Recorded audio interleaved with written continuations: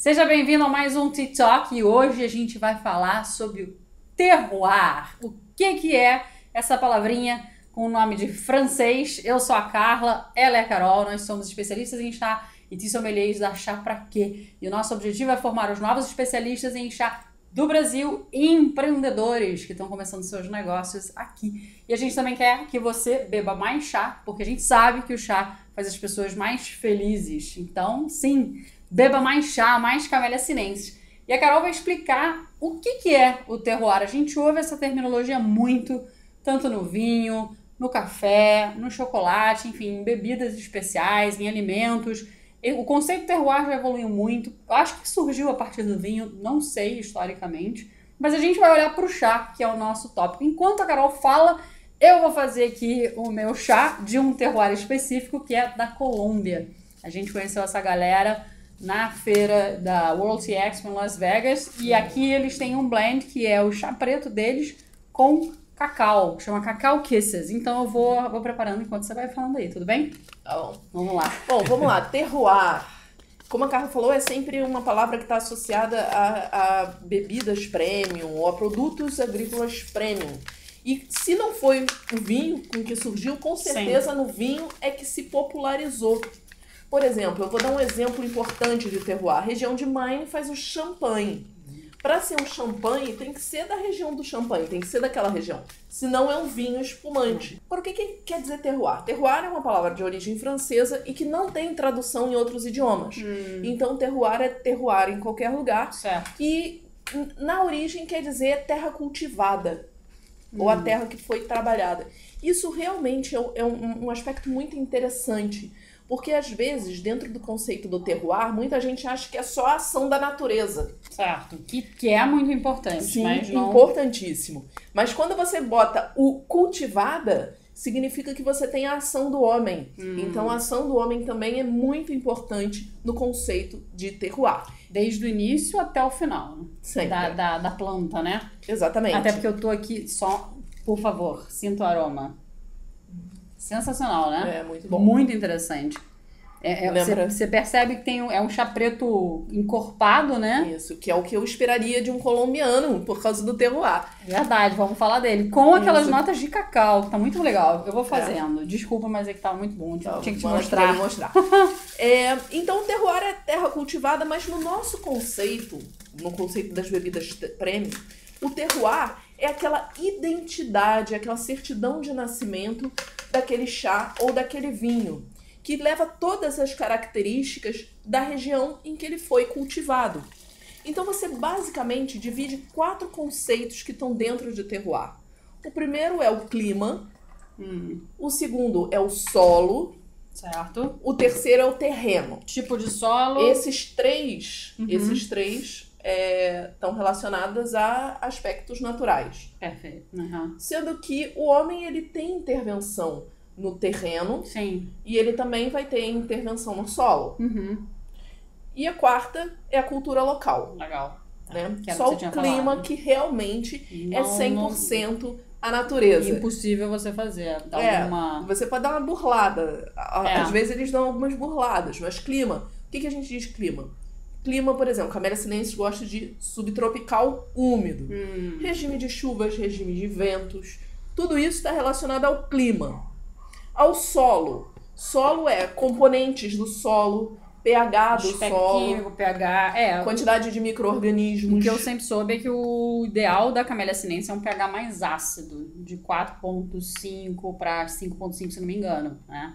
Isso é o que, pelo menos é o que dizem, é o que a gente encontra realmente na literatura, que é o que ela prefere. Porque também tem a preferência da planta, que não a planta ela não vai crescer num ambiente super frio, é dela. Isso até tem Camellia sinensis em ambientes mais frios, mas não gélidos. congelantes. Não tá na neve, né? Subtropical úmido. E tanto que na China, tem uma parte da China que não produz chá, e não produzia, agora já estão conseguindo, porque era muito, muito frio. E então o solo tem a ver com isso. E o homem pode manipular o solo, por exemplo, para controlar o pH, como a Carla falou. Sim. Se ele tá ali e o pH não tá exatamente o pH ideal, ele vai manipular. O que a gente, desculpa, não conseguiria manipular já seria inclinação, né, de solo. Aí Não, já... aí já é terreno. É o tipo, verdade, desculpa, terreno. O Entendi. solo você consegue manipular. Terreno já é inclinação. Uhum.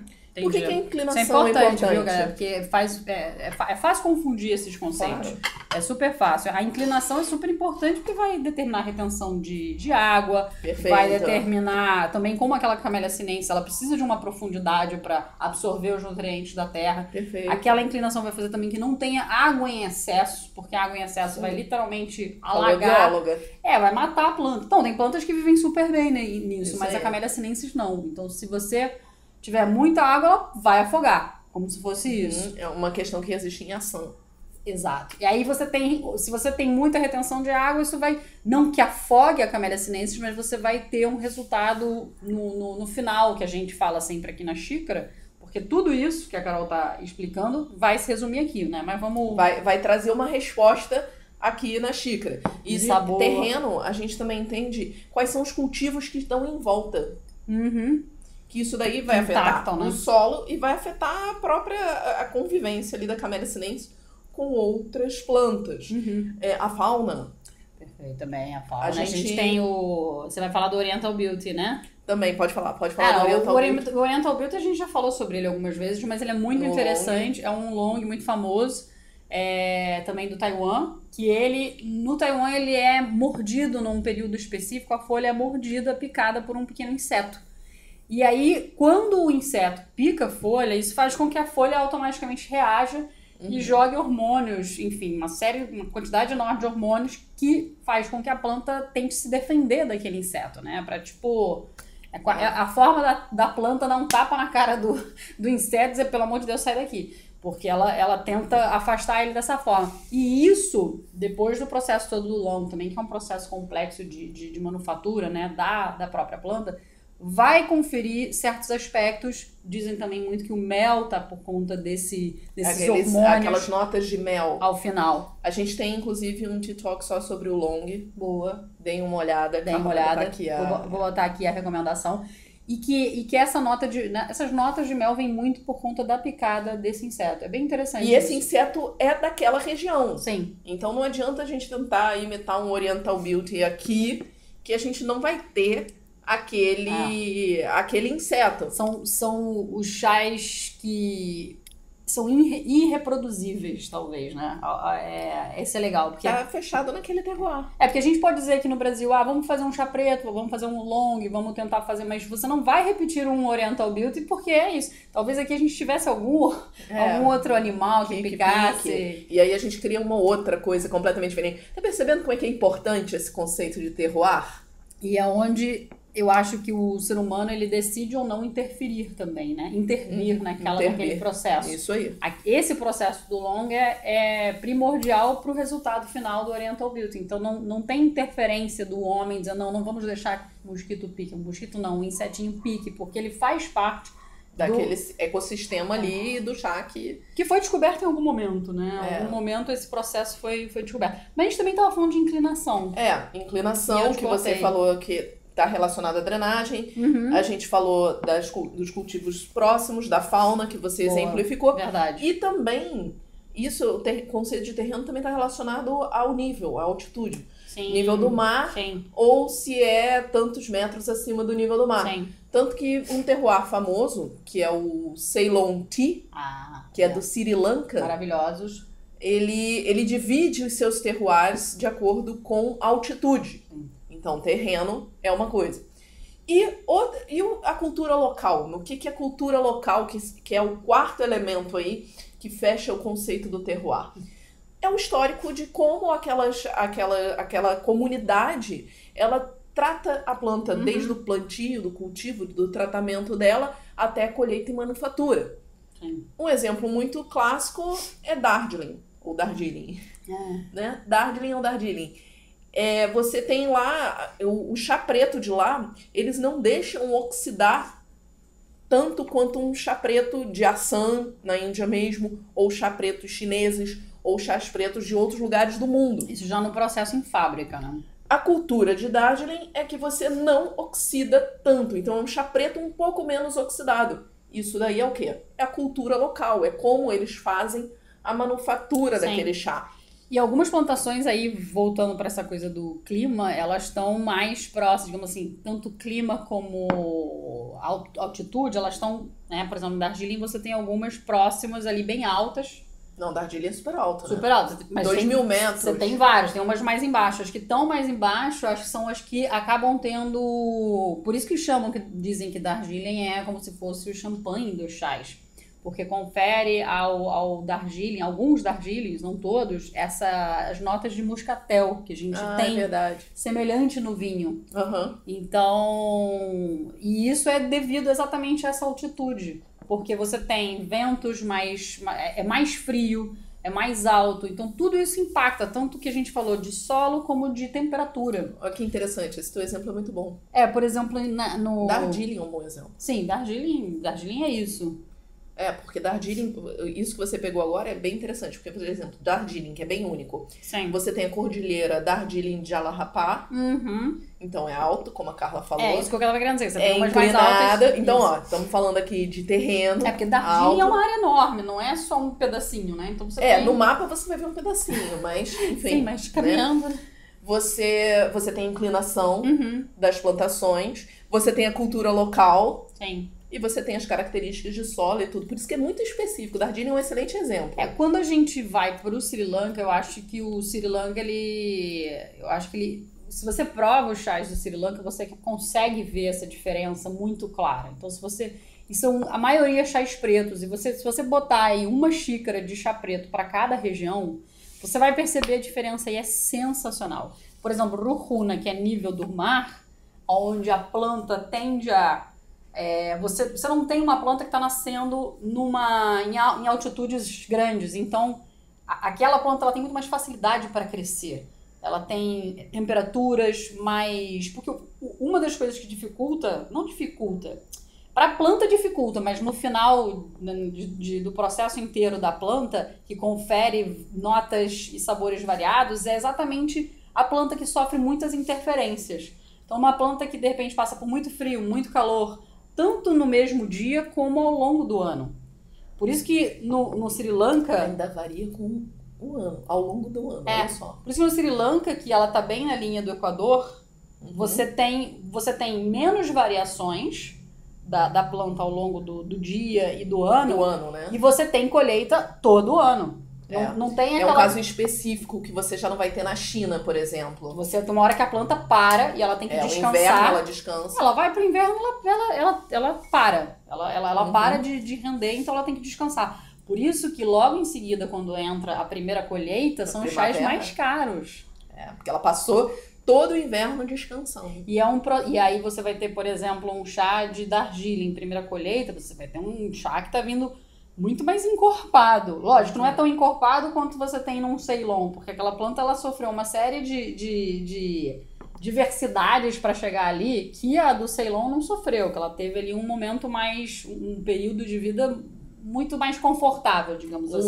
Durante o ano que você Durante tá falando. o ano, exato. Então, não tem tantas oscilações. Não tem tantas oscilações. Por exemplo, Taiwan, você tem os oolongs de alta montanha, que eu sou apaixonada. E o que acontece muito no Taiwan, uma característica dos chás, dos oolongs lá de alta montanha. Você tem, durante o mesmo dia, uma variação muito grande de temperatura. Então, de manhã, muito calor, muito sol. E à noite, mais... nevoeiro. E aí o que acontece? Nesse estresse que a planta sofre, por isso que esses estresses, por isso que eu falei que para a planta isso não é legal, isso é a dificuldade de sobrevivência da planta, mas para a xícara isso vai trazer sabores e notas mais amplos, mais diversos. Não quer dizer que um chá, uma camélia sinensis que não sofre as interferências também não vai ser tão bom quanto. Não é diferente, né? Isso, não é termo de qualidade, é simplesmente diferença. Então esse estresse, entende-se que esse estresse gera os componentes na folha, gera mudanças nos componentes da folha, que aí vão causar com que na xícara você tenha um resultado muito mais exótico, por assim dizer. Inigualável. Se a gente for para o Sri Lanka, em uva, você quer falar do Sri Lanka antes de eu dar o exemplo de uva? Porque uva é muito interessante. Porque uma uva coisa... é uma região de alta montanha também. O que é interessante, a gente entender sobre o conceito de terroir? Você já viu que o terroir, ele confere a cada chá uma característica única e diferente. Mas quando a gente fala, por exemplo, um Ceylon Tea, que você está designando um terroir, que é o terroir do Ceylon, que é o Sri Lanka. Sim. Não quer dizer que todo chá do Sri Lanka vai ser igual. Não, de maneira alguma. Dentro do próprio Sri Lanka, você tem 7 terroirs básicos. E dentro de cada terroir, você vai ter variações. De cada plantação. Isso. Que de repente a Carol tá na plantação aqui, vamos supor que a gente tá em Rucuna, nível do mar, a gente tá ali crescendo super bem como Camellia sinensis, sol o ano inteiro, bem, poucas variações. Só que a Carol tá num lado que ela pega um vento que eu não pego. Ah, a gente sendo o Camellia sinensis aqui. Então, pra mim, e a gente tá na plantação super próxima, é meio que colado, mas exatamente ali passa um vento que aqui não passa. Então isso vai dar, no final das contas, e a pessoa dessa diferença. plantação trabalha de um jeito e a outra de outro. Eu vou contar uma história sobre isso. Conta. Eu vou fazer aqui uma segunda xícara. Vou fazer uma história contando nesse contexto aí. Sri Lanka, como a gente falou, são 7 regiões. Nível do mar, você tem Rucuna e Sabaragamuwa. Intermediário, né, que é medium grow, você tem candy. Sim, e você tem uva, que eles são de mid para high. Isso. E high grow, que é de altitude, você tem Udapucelawa, Dimbula e Nuwara-Eliya. Eu adoro esse nome. Nuwara-Eliya é o mais famoso deles, é o de alta montanha. Segundo os singaleses, é o champanhe dos chás e não Darjeeling. A gente não entra nesse mérito. Lógico, aí cada um vai levar, né? Eu gosto mais de Nuwara-Eliya, mas tudo bem. Né? Eu também gosto muito de Darjeeling. E a gente foi para uma plantação em Rucuna, nível do mar. E aí a gente conversou com o dono da plantação, uma pessoa muito estudada, né, super inteligente, um homem de negócios. A gente foi para uma plantação que é premiadíssima no mundo. E aí ele falava toda hora, porque a gente quer deixar os trabalhadores felizes. E a gente pensou assim, tipo, ai, que fofo, né? Essa crença, a gente ainda não tinha entendido a situação naquela profundeza, e a gente né? não conhecia tanto o chá, né? A gente tava ali, era o começo, aprendendo, né? E até aquele momento a gente não tinha ido na plantação. Quando a gente foi na plantação, a gente começou a entender as coisas. Assim, começou a entender como funcionava. Era assim, eles numeraram a gente, 1, 2, e calhou de eu ser 1 e a Carla ser o 2. Foi algo assim, por acaso mesmo. E a gente fazia parte da primeira comissão latino-americana pro chá no Sri Lanka. Acho que a Loreto, nossa amiga, foi o 3, não foi? Não, foi sensacional, que são amigos nossos do Chile, maravilhosos. E a gente fazia parte da primeira comissão latino-americana do chá no Sri Lanka. Em mais de 100 anos de história do chá no Sri Lanka, nunca tinha ido latino-americano lá pra fazer. E calhou de eu ser 1 e a Carla ser o 2. E aí a gente teve aquela experiência maravilhosa na plantação, e a gente fez todo o processo do chá. A gente cada um produziu o seu chá. Então eu colhi, eu fiz todo o processo de produção ortodoxa do chá preto. Aí saiu o chá 1, que era o meu, o chá 2, que era o da Carla. Se você quiser conhecer sobre os chás, a gente vai botar a sugestão aí. Tem um TikTok nosso só sobre chá preto, né? Só sobre chá preto. E aí o que aconteceu? A gente tirou muitas fotos, porque acabou que nós fomos as primeiras latino-americanas a fazer chá no Sri Lanka, né? A produzir chá no Sri Lanka. Então a gente tirou muita foto, saiu no jornal de lá por causa disso. E aí a gente foi provar. E o meu era completamente diferente do da Carla. Totalmente. Muito louco isso. E que era totalmente diferente da nossa amiga Loreto e do marido dela, Alfonso, e de todo mundo. E o que você tem que pensar é o seguinte, todos os processos internos de fábrica não éramos nós que controlávamos, né? Tinha a galera inteira, staff, dizendo, não, você vai deixar tanto tempo aqui pra... A gente deixou de um dia pro outro, pra murchar. Isso todo mundo igual, né? Deixamos de um dia pro outro, no mesmo momento. O enrolamento era feito numa máquina que a gente, né, acompanhava, vai pro forno, depois separa. Tudo isso tinha uma pessoa ajudando a gente, porque aí são os controles da fábrica que a gente não tinha como saber. Cada uma fez do seu jeito. Principalmente cada uma colheu o seu, né? E uma do lado da outra, tá? Era assim, tipo, todo mundo um do lado do outro, assim. Não tinha uma distância de metros. Era mínima, a distância sabe? era 5, 10 metros de distância. Bom, gente, um chá diferente do outro. Mas sabe o que eu achei mais interessante? Que além do chá ser completamente diferente, e aí a gente entendeu por que ele falava que as pessoas precisavam estar felizes. É porque o chá, na xícara, ele saiu exatamente como cada uma de nós gosta do chá. Isso é muito louco. Isso pra mim foi A gente ficou sensacional. bolada dias. Eu tava tendo a minha primeira experiência com chás pretos. Eu não costumava gostar de chá preto. Eu achava muito amargo, aquela coisa que todo mundo acha aqui, porque não provou um chá bom, né? Nunca fizeram pra mim um chá preto legal. As poucas vezes que eu tomei chá preto era, tá passando mal, toma um chá preto. Aquela coisa. Então eu não costumava não gostar. Eu tenho uma paixão muito grande daqui mais um pouquinho, pelos verdes e pelos oolongs. Mas eu amo também os pretos, hoje em dia eu amo. Tanto que a gente tá tomando Só que eu preto faço aqui. pro meu paladar, do meu jeito. E quando a gente foi pro o Sri Lanka também tem o hábito de fazer como os britânicos, temperatura alta, tempos mais longos de infusão, tem amargor, notas, o amargor um pouco mais presente, a Carol gosta. Então eu tava tendo assim uma experiência muito bacana, mas digo assim, poxa, eu prefiro ele mais delicado. Eu gostaria que ele fosse numa temperatura menor, num tempo menor. E foi muito louco, porque quando a gente fez o nosso chá que a gente colheu...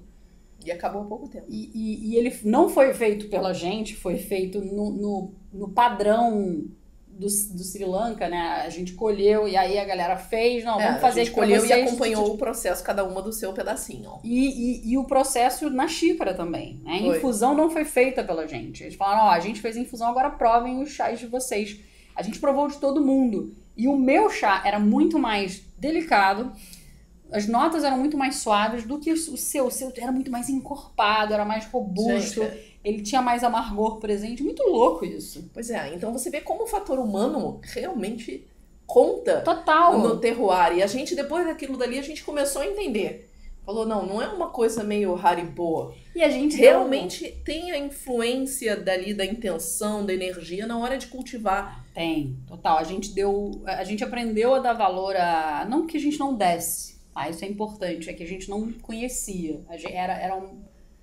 Esse assunto não existia pra gente. Então não é que você não dá valor. Às vezes a gente não dá valor às coisas que a gente não sabe que existem. Mas quando a gente passou, aquela porta se abriu pra gente em relação ao chá e a gente olhou as pessoas que colhem, que acompanharam a gente, que ajudaram a gente a colher, porque colher chá você tem que saber colher, você tem que saber tirar a folha. Porque senão você pega numa parte mais dura e você não consegue tirar com a mão. Tem um ponto certo de corte. E você se machuca. E essa plantação trabalha muito com o conceito que eles falam muito no inglês, que é one bud, a bud, one and two leaves, né? O broto, a primeira e a segunda folha. Isso, broto, primeira e segunda folha. Mas que no inglês internacionalmente se fala a bud, como é que fala? É um bud? One bud? Tem uma frase, pô, peraí. Pra mim é colheita fina. Não, peraí, é one bud and two leaves. É isso que eu quero dizer. Que é o quê? Colheita fina, como a Carol falou, broto, primeira e segunda folha. Só. Então você não desce, não pega as folhas mais velhas. Mais lenhosas. Exato. É uma colheita mais premium, digamos assim. Uma colheita mais premium. Então, a gente tava... Quando a gente entendeu isso, quando a gente olhou para esse assunto e se abriu esse novo conceito na nossa cabeça, a gente falou, caramba, como é importante o trabalho dessas pessoas. São pessoas que trabalham às vezes 3, 4 horas colhendo as folhas. Aí a gente pensa, trabalha 3, 4 horas por dia, é pouco. Isso é pesado. Porra! É pesado pra caramba, porque no final das contas as mulheres estão carregando 20 quilos de folha. E olha que folha pra fazer 20 quilos, é muita folha nas costas, né? Carregam. No sol, num terreno acidentado. Que tem cobra, que tem aranha, que tem sanguessuga. Você foi mordida por sanguessuga, né? Você tava lá com os 3 sanguessugas na perna. Eu deixei meu DNA no solo do Sri Lanka.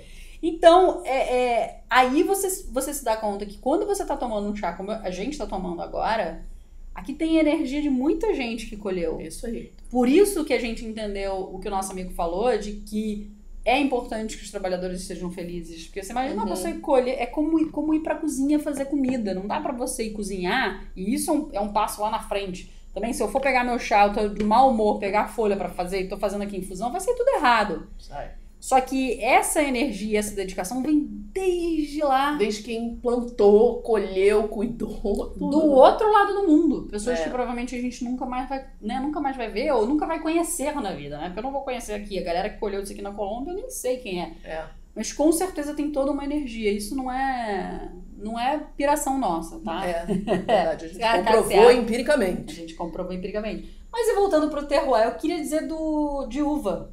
Uva tem essa característica... Que é um dos terroirs do Sri Lanka. Uva em agosto, setembro, por exemplo, para citar um exemplo, porque são milhões de coisas acontecendo, a terra a gente tem que entender que a Camellia sinensis é uma planta, então ela está sofrendo interferência de tudo. E ela está ali parada, né? Como a gente também sofre a interferência de 1 milhão de coisas, de celular, de luz, de excesso de luz, de televisão ligada, de poluição, de comida que tem agrotóxico ou não tem. É isso, só que a gente se move. Né? Mas a planta tá ali parada, não pode fazer nada, sofrendo tudo. Então, por exemplo, em uva, que também é mid-grown, ou seja, ali no meio para quase, mas é bem alto já, eles pegam a Camellia sinensis pega um vento, as plantações que estão ali, que se chama, acho que é Katia winds, que são ventos com esse nome, que vem do noroeste, perdão, confundo leste com oeste. Noroeste. E aí o que acontece? Fica muito frio. Nesse momento que fica super frio, a planta ela meio que se retrai. É como se ela, né? Porque ela tem que sobreviver àquele momento de muito frio. Então nessa contração que ela faz, literalmente, ela retém alguns óleos essenciais da própria folha. E aí onde a gente tem, quando você prova o chá preto de uva, se você provar um só de uma única plantação,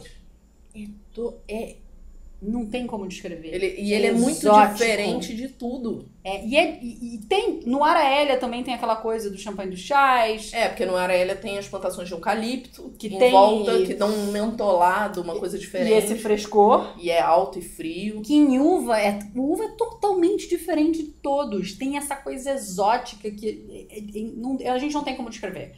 Mas é extremamente exótica, é muito por essa contração, aromático. É bem diferente. Que Ruhuna, onde a gente teve...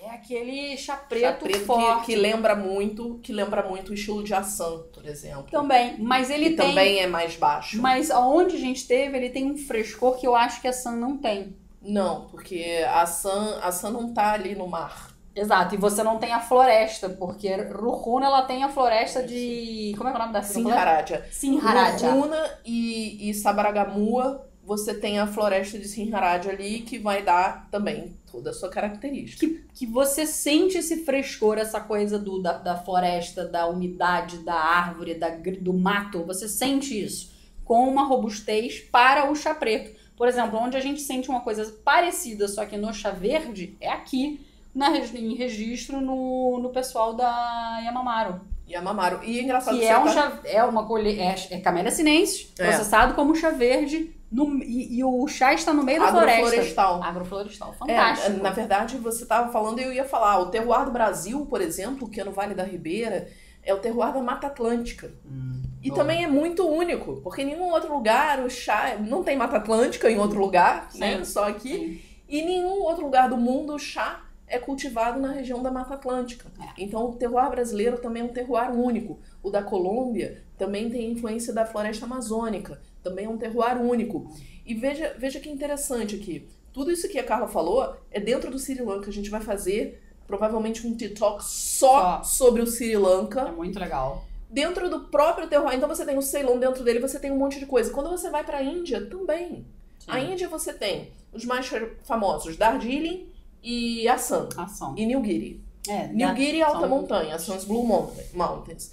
Darjeeling a gente já falou aqui, que é de montanha. Assam é uma área super úmida, que muitas vezes sofre chuvarada e o rio Brahmaputra, ele alaga, ele enchente.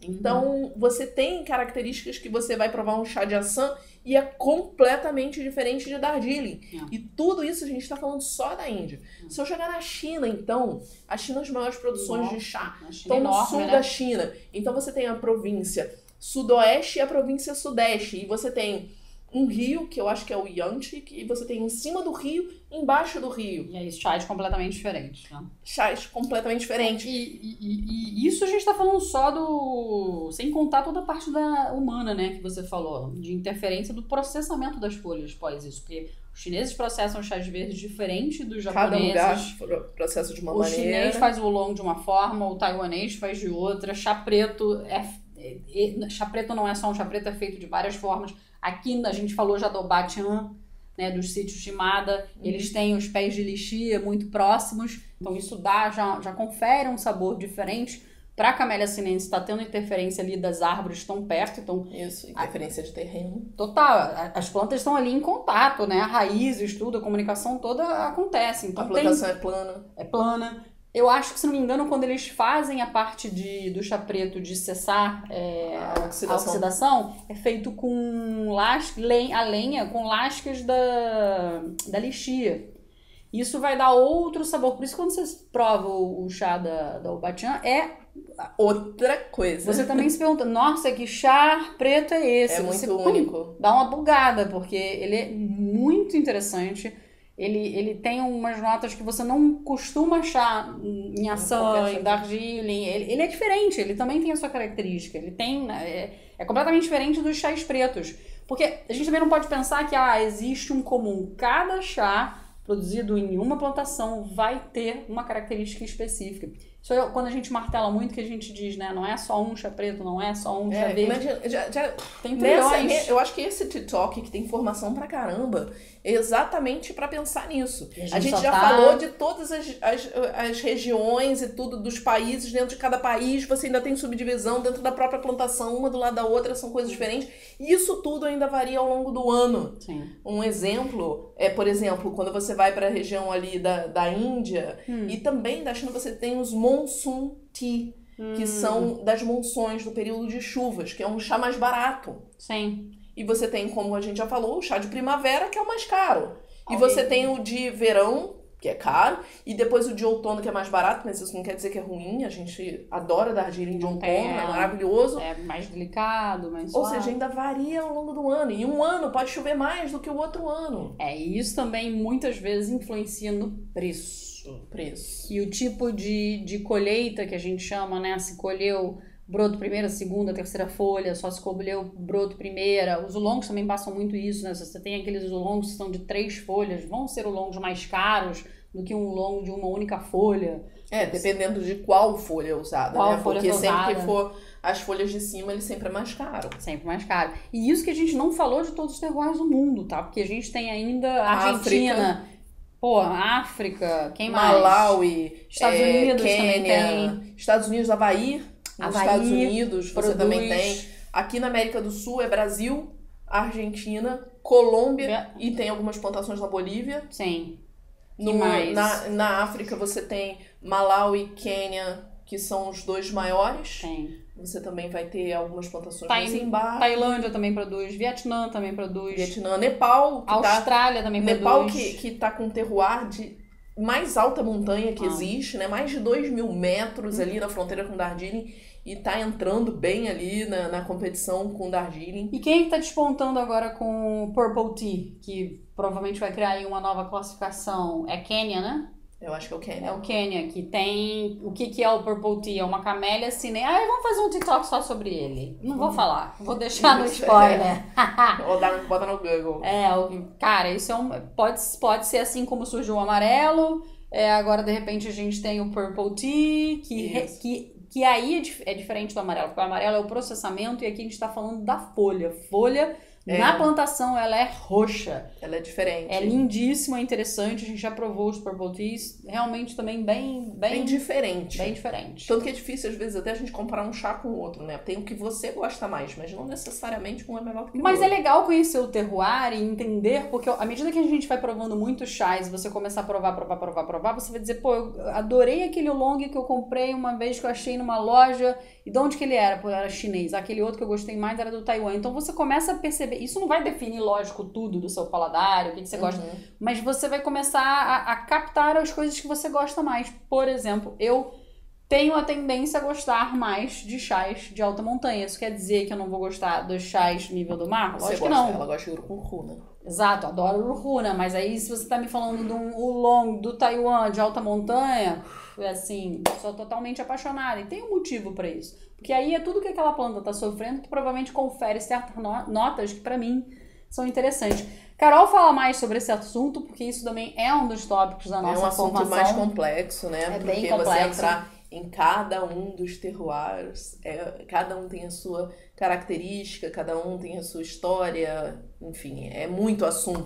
Na formação a gente aprofunda isso mais, porque quem quer ser especialista em chá precisa conhecer. Obviamente você não vai talvez viajar para todos os terroirs, né? Isso não se faz em um único dia, isso se faz à medida que a pessoa é um especialista. Na sua vida. E vai vivenciando e vai conhecendo, mas é importante ter uma noção do que está acontecendo no mundo em termos de Camellia sinensis. E até para avaliar na hora de comprar, saber o Total. valor que você está pagando. Total. Se verdade. é um valor justo para o chá daquele terroir, quais são os terroirs mais valorizados, o que você espera de cada terroir em termos de perfil, de sabor. Então a gente fala muito, às vezes, quando a gente dá receita, a gente fala, usa um assam.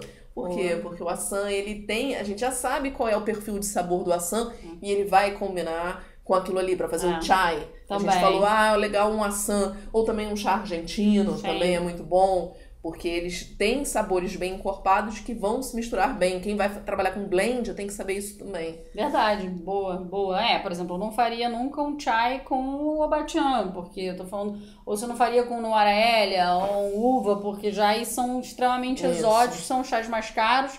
E quando você tá trabalhando com blend, você vai pro que seria o mais... Eu não gosto de usar a palavra básico, não é isso. Não, mas, assim, sabores que são mais intensos. E que aceitam outros sabores. Que aceitam outros vai ter sabores, conflito, né? Isso. Você não vai pegar o chá que tem o mentolado, né? Ou, por exemplo, a gente não deu exemplo na China, que você tem os chás de Wuji Mountain, que são da montanha de Wuji, são mais rochosos, então eles têm notas de minerais bem presentes. Você vai pegar isso e vai botar com leite. Não faria sentido. Então, é interessante essa... É por isso que os ingleses adoram o assam. Os ingleses adoram porque eles botam com leite. Leite. Simples, direto e bom. Ou um Ceylon do nível do mar também, dá pra botar com leite, legal. E esses, digamos... Mas ninguém bota no Nuarélia. Não, acho raro. Não, raro não tem como. E eles também combinam muito pra gente fazer chá gelado, pra gente comer, porque você não tem notas que destoam tanto. A Maia, aqui do Brasil. Não podemos esquecer da Maia. A Maia é excelente pra blend. Maravilhoso, é excelente pra você fazer blends, que a Carol fala, não só... Base pra chá gelado. Isso, pra chá gelado, pra líquido, né, o já pronto, como também pra quem faz blends em si das folhas, as folhas. Mas você também tem para você fazer bebida. Ele combina com tudo, porque o fato dele não ser com notas tão, digamos assim, diferentes, não quer dizer que ele seja ruim. Vamos repetir isso, né? Desculpa ser repetitiva, mas isso é importante. Quer dizer que ele vai receber melhor algumas notas e alguns... Sem morrer e sem matar. Exato. Perfeito, adorei essa frase. Sem morrer e sem matar. Porque se você vai para alguns outros, ou ele vai morrer, coitado, ou ele vai matar. Então, verdade. É isso aí. Esse é o chá ideal para o blend.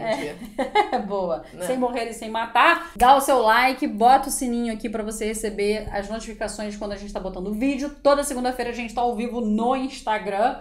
E o Experiências do Chá entra no YouTube depois gravado, mas se você quiser participar, vem com a gente. Geralmente, às segundas, a gente faz receitas. 7 horas da noite no Instagram. Quartas e sextas, a gente tá aqui com TikToks. A gente já fez um TikTok ao vivo também. Vez ou outra, a gente vai fazer.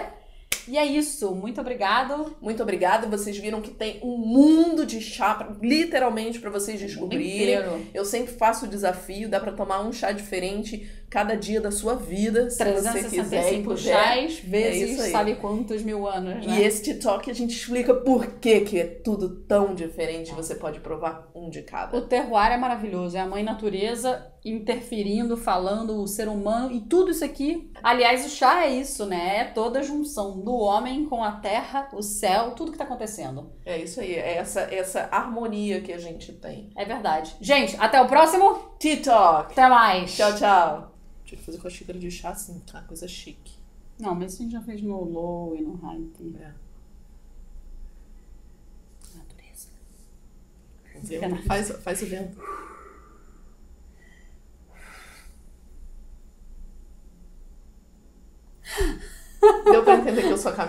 referências. Acho que não.